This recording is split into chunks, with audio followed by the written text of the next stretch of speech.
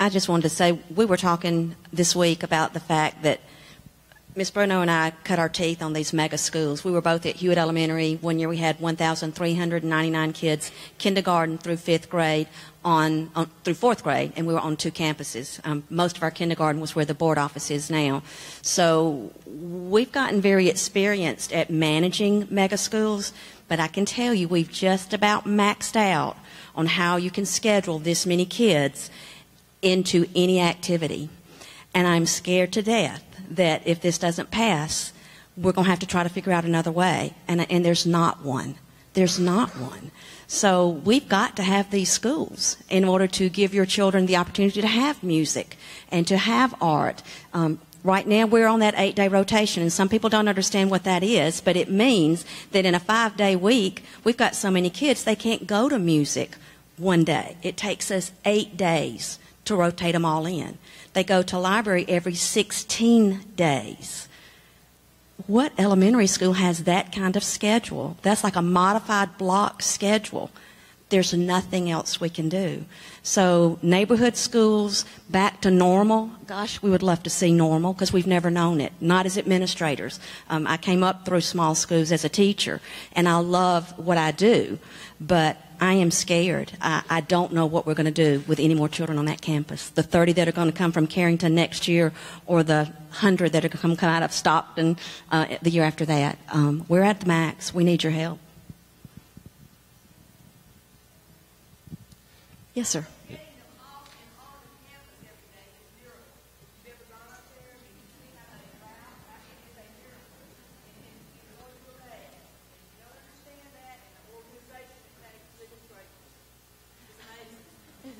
Says a former school principal. Thank you.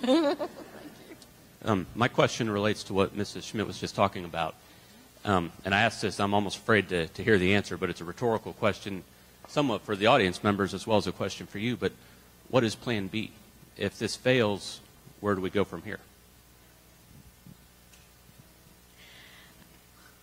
I don't have a Plan B. I don't see any other way that we can survive.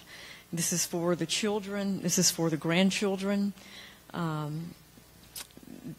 is not a Plan B that I can see. There is not a Plan B that the committee came up with at all.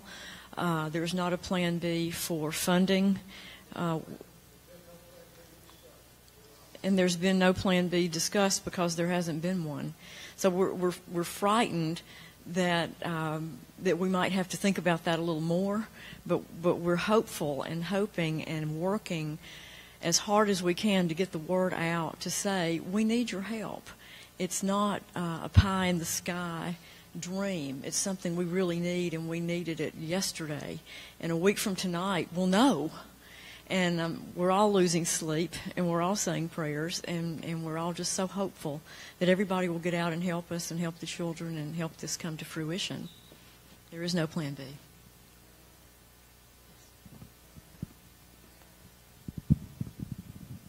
Yeah, I'm Bob Davis, and I grew up down there in the project. I mean, I was born there. I've been there 64 years in 1 month today. But anyway, that old school needs some help, and it's going to take millions and millions of dollars to fix it up and preserve it because it's very important to us. When they built that project in the school, when the government did, back in the 30s in rural Alabama, everybody was pooping in the yard. We got a sewer system out of it, and it has just meant everything to us through the years. But there needs to be millions of dollars spent on that thing to preserve it. Some of the newer schools last 40 to 50 years. If you'll put the money to preserve an older building that was built with good quality stuff, they can go 125 years. But my point is, this is a great plan, because if you do the 2 schools, what you'll get is a restoration at no additional cost. It's free. And if there's not some money spent on that school, which this will allow it to be, if there's not some money spent on it, it won't be knocking it down. It'll fall down, and that's my biggest fear.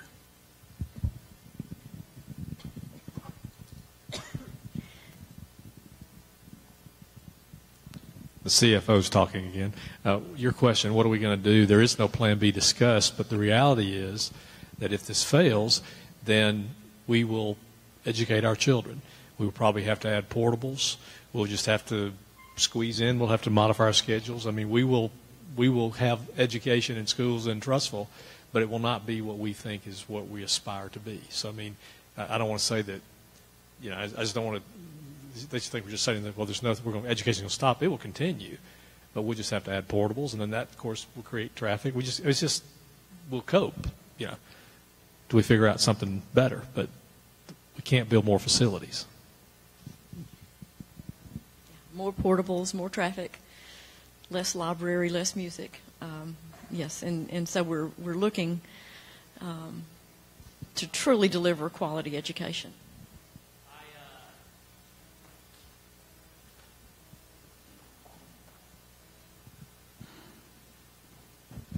The only reason I wanted this is so I could talk to Scott Butcher. I saw him upstairs.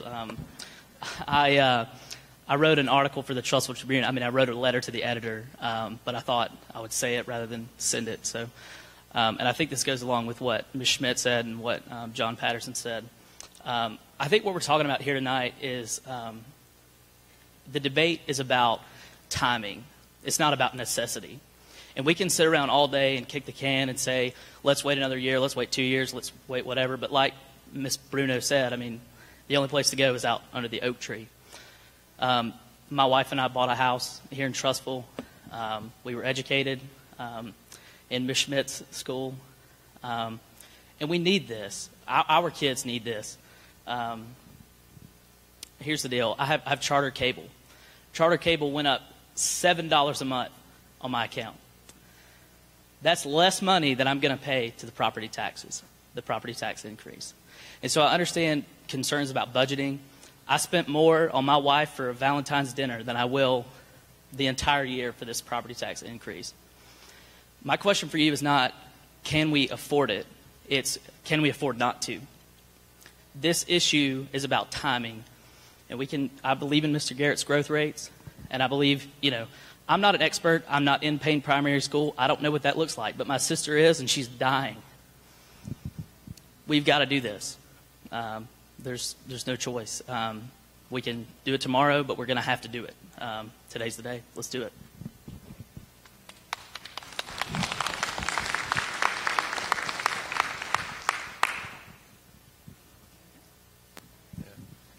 So I'm not really convinced. I'll just be honest. I'm not convinced that the community schools is going to increase the quality of education that much that I'm willing to pay 7 mills when we could have a more economically feasible plan. So my question is, have we not looked at doing one additional school, maybe moving 2 grades, 4th and 5th grade, away from the Payne school, putting it at an additional location, and if we already have the Cahaba land available, the school available, I realize that needs renovation, probably needs some expansion. Why is that not being considered a plan? Because if we just move 2 grades, and I've done growth studies as well, I've done population, projections and everything like that.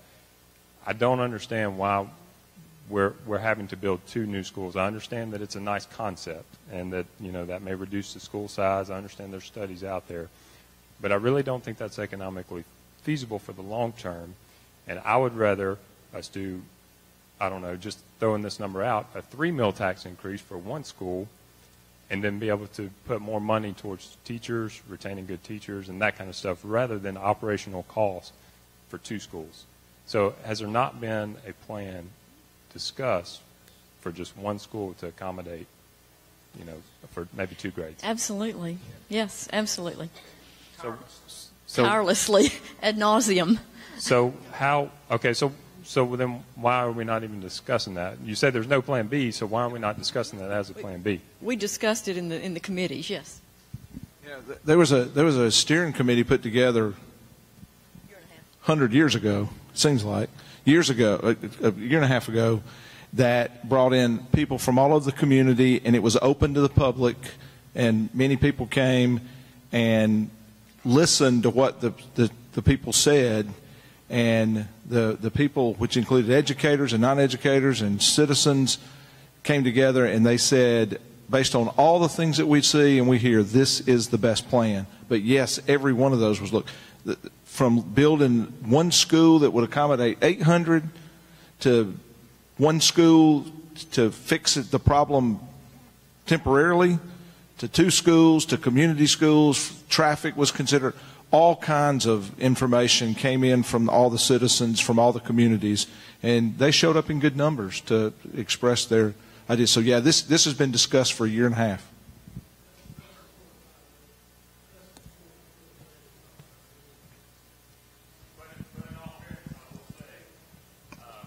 I was at those. I came to the high school, I believe. There was no indication, no discussion of how it was going to be financed.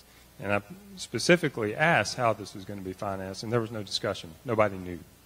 So how can people be considerate? How can they have enough information to make a good decision when this, with the 2 community schools, is the first time we've seen what it would take to get this funded?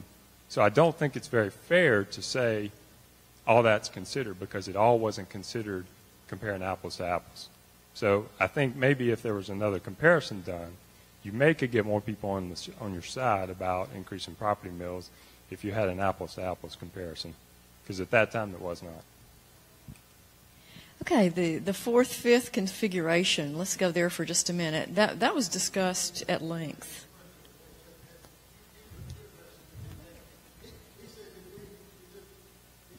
Why didn't you consider moving a 4th and 5th grade and having a campus just for 4th and 5th grade? That's a question that he asked, and said, why didn't y'all consider that? We did consider it and decided it was a very poor thing, and you tell us why. There are many reasons, but the most important reason goes back to No Child Left Behind, and it goes back to the development of a young child. I'm not talking about high school. I'm talking about specifically 4th and 5th grade. And if there are particular emotional or academic issues in a child coming up through kindergarten through 5th grade, they're addressed seamlessly from Ms. Schmidt to Ms. Bruno in the same campus. And if you have too many grade configurations for those young children, first you have to look at their development, look at their needs for gifted or look at their needs for delays, and then you have to map a plan for meeting those needs, and then you have to implement that plan. And it takes longer than 2 years to do that. So it's never good educationally to put 2 grades together on a separate campus where there's a learning curve where you have to get to know the child, you have to develop the plan for the child, and you have to implement the plan for the child. It's not sound academically to do that. It's a poor educational plan. And schools don't do that. If you look around, you don't see a 4th and a 5th grade in one school or a 2nd and 3rd grade in one school. You don't. So it's an educational reason. And I know that's probably boring, but that's what happened. We deterred from that because of the lack of quality of those 2 years for the child. And I just want to address, too, I think we have had a very open process now. You were at those meetings, you said. What we didn't talk about funding that time, because from the get-go, our idea was to figure out what it is, what were our options as far as the end game. You know, the funding was something we were going to deal with later once we determined what our plan was. So at that, you know, where we started from was logically we're going to build one school. And then as the community weighed in, that night we had the one school, if you recall that night at the high school, we were going to build one school, and it was not going to be in the GABA project. We were talking about the Magnolia location. And that night there was quite a bit of opposition to that idea. And there was it was Anthony Montalto got up and made a very impassioned plea for look at the middle school, or the old GABA project and all of that. So from that, we walked away from that and said, okay, we need the community. So we looked at other options. We said, let's don't look at just the one. It was a process, and we had several work sessions. And then what happened? You had the city council that had, obviously some opinions. You had the historical people had opinions. You had people who didn't want to go to the Magnolia area. You had people in Magnolia who wanted a school there. All that came together. And what we were doing was just listening and sorting through. You can disagree with our decision, But I guess what I'm saying is we did discuss and debate every model that was put before us and came to a consensus. And that, you can agree or disagree with the result. The funding, though, was really the last thing once we decided what we was going to do. Now, the next thing is, okay, how are we going to pay for it? But I recall Bill that night saying at that meeting, the school board has no money. We're not addressing funding. We're just strictly now talking about the model and the facility. And we did buy into the community school model. And personally, that was appealing to me because I lived in Cleveland for a couple of years, and we had a community school situation that was very positive from my perspective. But it was a process, and again, a consensus. And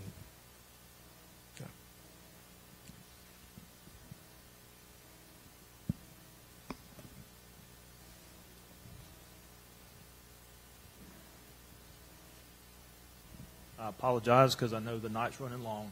Just one question about community schools.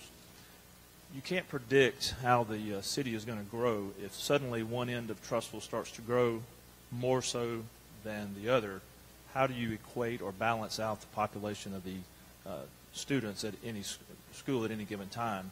I know when I was a kid, we had city schools where I grew up down in Mobile, and because of busing laws and integration and things of that nature, we suddenly had to start busing kids across the county. And so my concern about community schools, even though they're better in the long run, how do you balance out the attendance rate?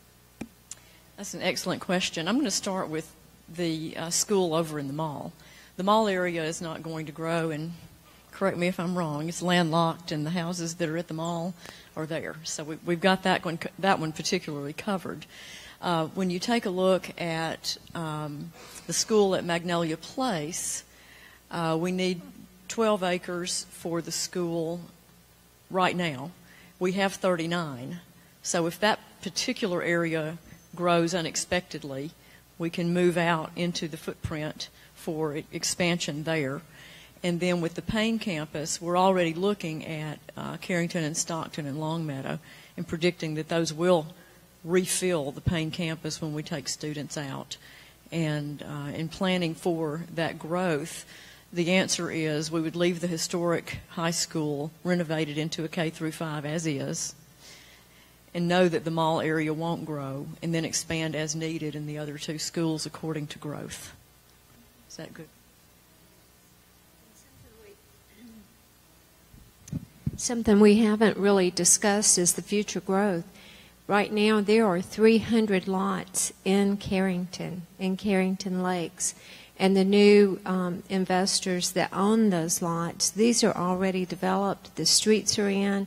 They are looking for builders right now. So I expect this year we'll have some new builders in Carrington. And that's 300 lots. We're at a critical point. We really are. We must do something because we are at a point where we're going to get growth that is expected and that we're not prepared for. I guess the only other aside, when we started the Trussville school systems, a letter was sent out to all the residents, and there was a proposal that indicated that we were very solvent, our reserves were very deep, and I don't have a copy of the letter. I don't know if anybody still has that letter, but there was a commitment that I think went 20 years. But I'm not 100% sure, but there was a letter that was signed by all the school board members at the time, and it projected down the road a number of years before we would need any kind of financial upgrade, so to speak. Does anybody recall that besides me? And anyone know what happened to that projection?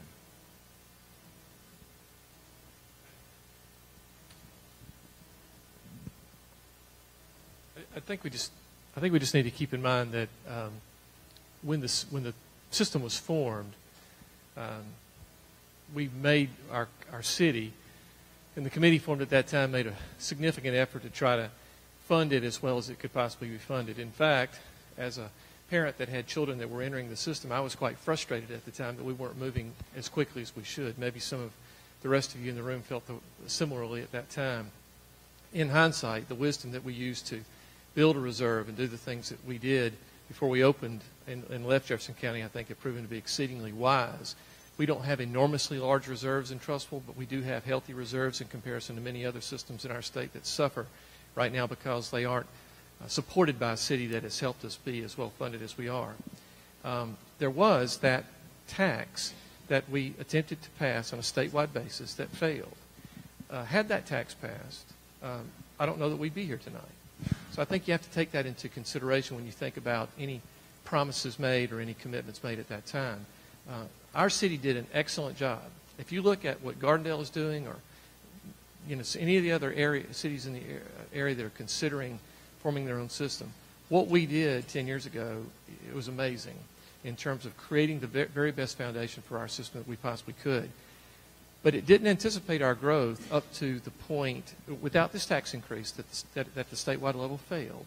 Since that tax didn't pass, it didn't anticipate our needs up to this point. I don't think it's possible tonight for any of us in this room to look back on a commitment and say, well, you should stand by your commitment. Because if that's the only way in which we measure this vote next Tuesday, we will put our children at risk. We'll also put our city at risk because of property values and other things. But we will most certainly put our children at risk. Close analysis, I think, will show that our city and our school boards, both the present board and the previous boards, have been as fiscally conservative as possible. We operate at a much lower cost basis per student than most other systems that we aspire to be like. Tonight is really about, do we agree that we need to have better facilities and expanding facilities for our children, particularly at the elementary level, because we are so desperately overcrowded? If the answer to that is yes, then all we're asking you to do is allow us to vote in the highest millage we possibly can without asking the whole state to weigh in on what should happen in Trussville, because all of us know if we do that, it will fail. It will pass in Trussville, but it will fail everywhere else in the state. By increasing the millage to the maximum possible, this additional 7 mills, we can do what we need to do, and as Danny and many others have pointed out tonight, we can put ourselves in the very best possible position for the longest period possible. Now, tonight, no commitments are being made, 10 years, 20 years, or whatever, because, as is pointed out, if those 300 lots in Carrington fill up quickly, or if Stockton builds out in a similar manner, we may have another issue on our hands sooner than later.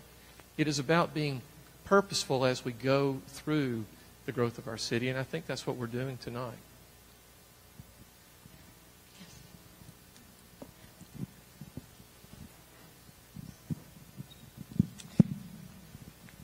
Oh, sorry. We did just move recently from Ohio, and we were at a community very similar to this that had a very rapid growth rate, a lot of professional people. And if it makes you feel any better, we had 78% of our property taxes paid for our schools, and when we left, we were paying $8,000. But we were with a community that valued our children's education and valued the community and valued the property values. And at one point, we were passing levies like every 4 years to maintain the standard. And we were fortunate, we were like in the top 2% in the country of a school district. And, you talk about equality of education, and kids that are being educated in a trailer, I don't feel like are getting the same quality of education as they would if they were in a classroom. And we did a lot of studies, and I was on the school board there. And when you talk to the teachers, and I don't know if they have restrooms in them, the ones that we had didn't, that we got rid of. The psyche of the child sitting there knowing they've got to go all the way in, taking the teachers and the assistants, they have to walk with them. They can't let those children walk out by themselves. The logistics of getting them to any activity, you lose so much time and so much effort, and those kids are not getting the same thing. And plus the psyche of the weather when they're sitting out there in those is very disruptive to the child, and it's not giving them the same kind of education. If they were in a classroom where they knew where the bathroom was, they knew that where they were safe, and they didn't have knew they didn't have to interrupt everything every time they had something personal they had to do.